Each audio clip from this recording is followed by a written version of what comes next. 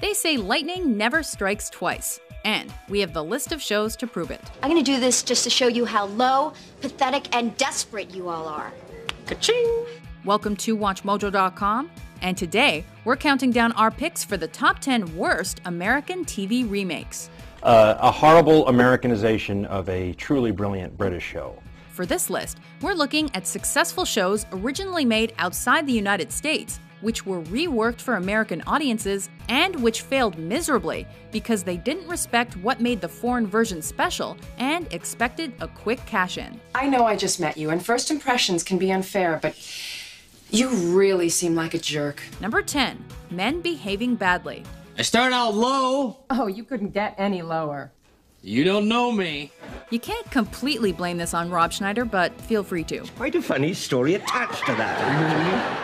Originally an ITV series about politically incorrect flatmates, this show lost the countercultural spark that made it work when it moved from slummy South London to Middle America. It did bring up an interesting moral dilemma, though. How so?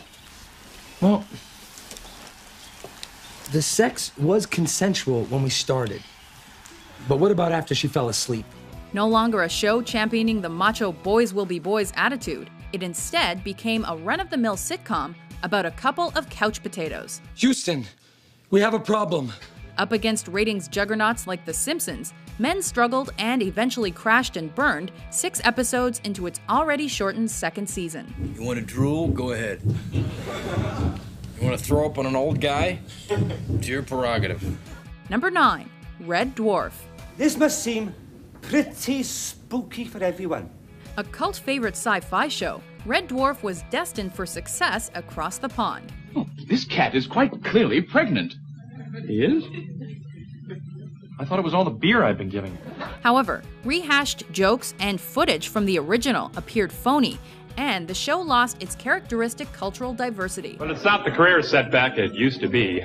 Despite additions like Jane Leeves and Terry Farrell, and the retention of original series actor Robert Llewellyn, casting was also disappointing. And producers were unable to find a John Belushi-style likable slob to play Lister, so they were forced to make do with Craig Bierko. Well, for reasons that are too stupid to go into, most of the crew was wiped out, and we wound up adrift 3 million years in deep space, which is real nice. After 2 separate pilots, the American take was shelved. I'm glad it didn't work anyway, and the guys are really upset it didn't work.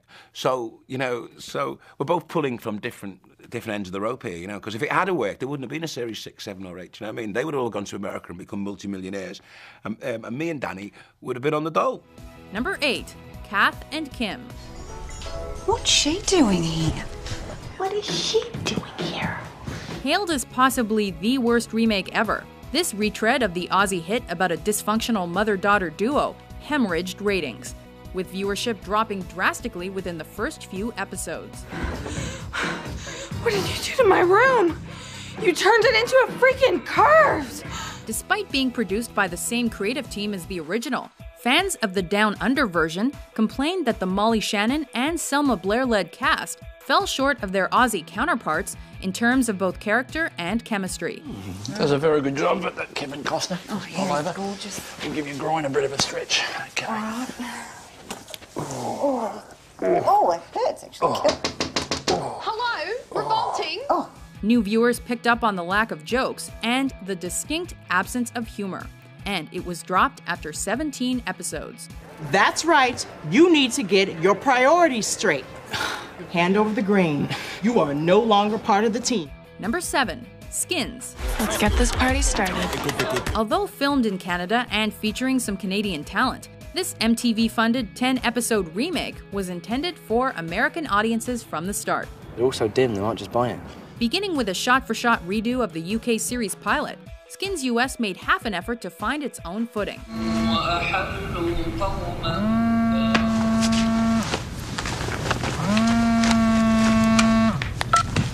I can't talk right now.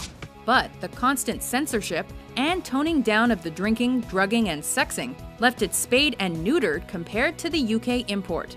When it did step up and try to be racy, it drew accusations of child porn, and that's never a good thing. Take them off! You got it, baby!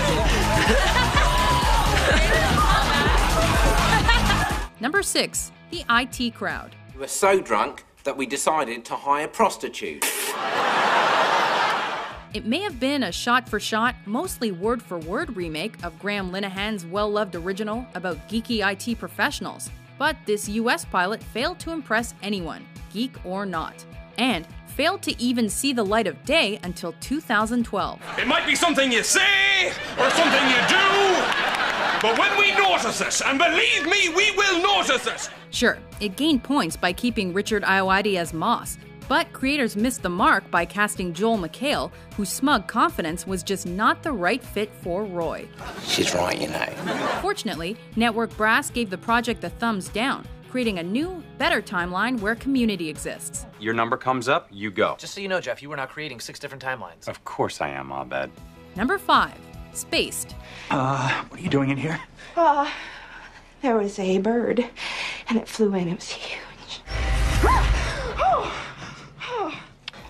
After the massive success of Shaun of the Dead and Hot Fuzz, digging out the classic series that started it all only made sense. While buzz for the remake banked on the Simon Pegg, Nick Frost, Edgar Wright connection, the trio had no involvement or input. Not to mention, Pegg's co-star and Spaced co-creator Jessica Stevenson was never even mentioned. All right, well, we don't need to talk about that. I mean, we can if you want. Had the pilot been picked up, the character's uncommented drug usage and Mike's gun obsession would have been majorly nerfed, while outsider references to American movies would have also fallen flat. Now. No? You don't want this. You don't want, what if I take his little friend here and I just do that? No? None of that? What if I do this? That's the safety. I know, you need it off in order to kill people. Number 4. The In-Betweeners. I'm gonna take you outside and I want you to Really? Both were shows about awkwardly transitioning into manhood, but only one was successful. Oh my god, he's got a boner. Jay, please. Oi! Simon's got a boner! Boner! What's to blame? Toned down, cleaned up dialogue, and questionable character development decisions. I should text her a picture, huh? Sure how much of a badass I am. I don't think badasses text pictures of themselves, though. Only of their I do it all the time. It's like a bat signal for sniz. New Will was 2 together. Brain-dead but harmless Neil became generic stoner guy, and sex-obsessed, conniving Jay was reinvented as a dollar store Jonah Hill. What is that, a briefcase? It's a messenger bag. Oh, is it delivering the message my mom dressed me? Their total lack of chemistry didn't win fans either, as the boys didn't come off as friends so much as 4 guys reluctantly exchanging dialogue. After 12 episodes of not fitting in with viewers, it finally gave up and went away. Back in the day, this thing was awesome. Back in the day when you decided never to get laid again. Number 3. Coupling. How well do you know this Steve guy? Are you close? Close, we're porn buddies. Porn buddies. Yeah. You see, in the event of Steve's death, the first thing I'll do is go straight to his place and remove all the pornography before his parents can find it. On paper, this US redo about a bunch of single 30-somethings looked like the perfect replacement for the outgoing Friends. I don't accept. No, you can't not accept. I'm breaking up with you. Written by Stephen Moffat of Sherlock and Doctor Who fame, the original scripts were used nearly word for word. But the sexually charged humor made it too racy for American primetime. It's really just sex with a fringe of conversation. Meanwhile, some NBC affiliates refused to broadcast it for religious reasons.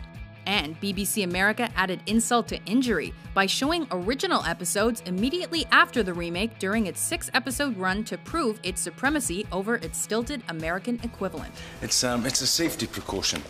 You know, like a scuba diver dives with a buddy in case he runs out of air. Number 2. The Prisoner.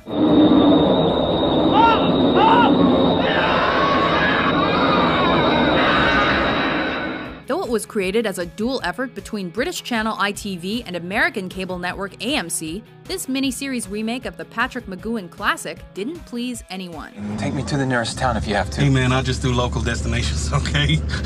The story of a man who awakens trapped in an enigmatic but idyllic village. It didn't connect with audiences and washed out almost completely with critics. Why would you want to leave? Why would you even think such a thing? Even with Geek King Ian McKellen. While the original was praised for its wit, sci-fi elements, and intrigue, the remake seemed way too into itself and lacked both a sense of humor and a sense of wonder. You gotta cut this out! You gotta stop this! Before we unveil our top pick, here are a few honorable mentions. Wait, stop! What? Stop! What? Gosh! What? Did you guys have lunch? I did not. Chinese chicken salad, is that a salad made with Chinese chicken? Or is that a chicken salad made in the Chinese style? And no sex for you. Goodbye. It's 1973. Or, as our Chinese brethren like to call it, the year of the fist. Number 1. Pain. Several remakes of this BBC classic were attempted, all of which featured formidable TV talent and all of which failed miserably. Pain is one such offender, wherein John Larroquette portrays Basil Fawlty's stand-in, Royal Pain. By this time, the format, jokes, and characters felt overdone and worn out, while the show also lacked the timing, physical humor, and comedic rage of its predecessor. Even with the blessing of John Cleese and his promise to appear on the show, it went unwatched, and joined the choir invisible after airing 9 episodes. Never came back. What a shame. Do you agree with our list? What's your least favorite American remake? Let me guess. When they killed you off in the plane crash, it was just a dream. Oh no, that's so hokey and overdone. For more brilliant top 10s published every day, be sure to subscribe to WatchMojo.com. That was easy. Why did you think a big balloon would stop people? Shut up!